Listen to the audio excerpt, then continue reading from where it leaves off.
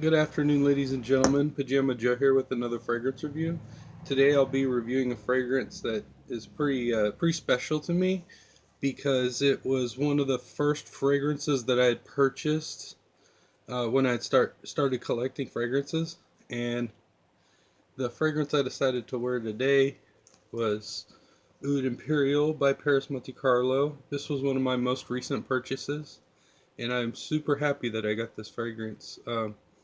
It is the extrait, but I got this because I really grown to like the agarwood note that's in this. Um, Very good oud fragrance. Very nice, very nice. I like it a lot. The fragrance I'll be reviewing today is called Invincible by geparlys.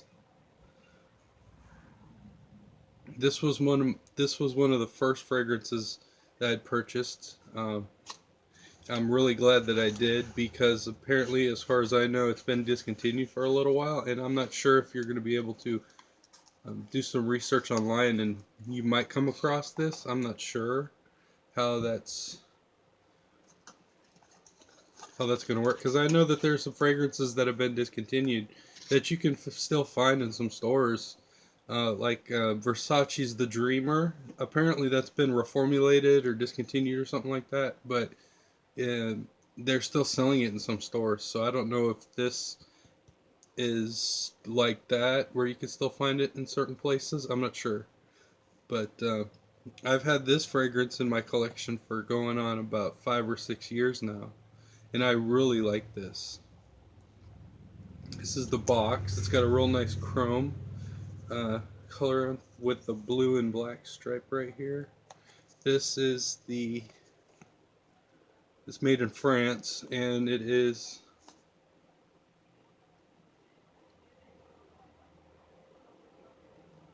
the eau de toilette concentration. This is the bottle. It is a 3.2 fluid ounce. The counterpart of this fragrance is called Invincible Black, and where it's blue here, on that fragrance, this is red. It goes from like a black to red down to the clear at the bottom.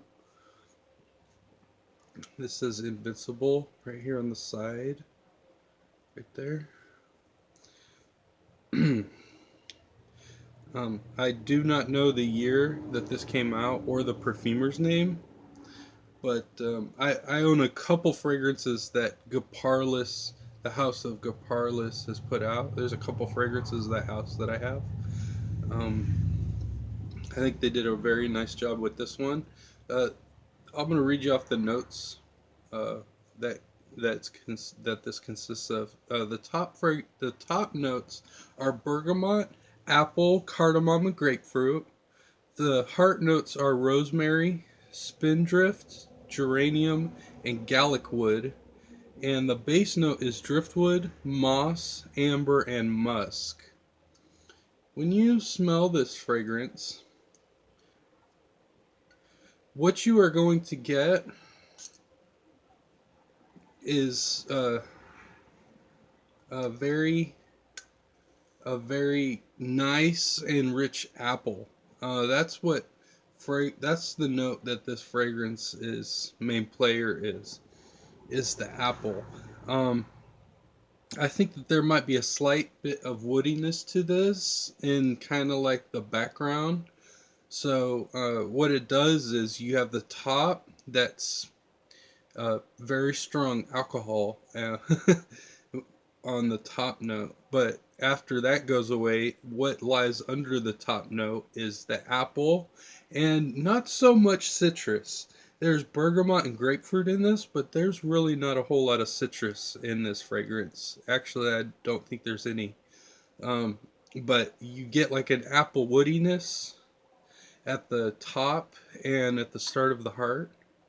And then in the base, after it dries down after a couple hours, the apple note's still there, but it gives it like a musk type.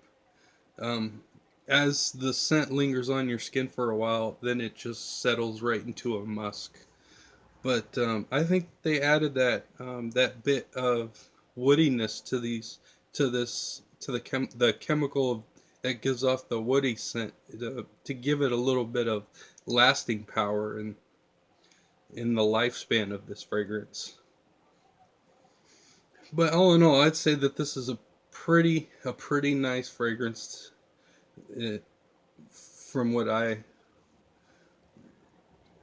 say that this is a really nice fragrance. It is kind of like the old reliable in my collection. If I'm having like a little bit of difficulty deciding what I'm gonna wear today, then I'll probably go with this one. I've worn this a few times, but there's not a whole lot. I think the liquid level's like right about there. I've had this for a few years, and I've worn it maybe 20, 25 times, maybe 30, and I think I'm doing pretty good on this one. House geparlys they just put out a fragrance not too long ago, sort of try to get them back on track of being a quality fragrance house, and I forget what the fragrances they just put out is called, but they do a pretty good job with their fragrances, as far as my understanding. Now I don't know how hard or how difficult it might be to come across this fragrance, but as far as I know, like there's been a whole lot of fragrances that have been discontinued that were on the shelves forever.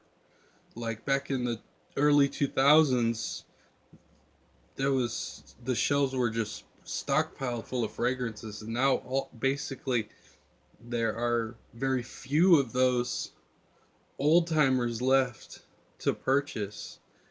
The the fragrance the fragrance world is really topsy turvy right now for some reason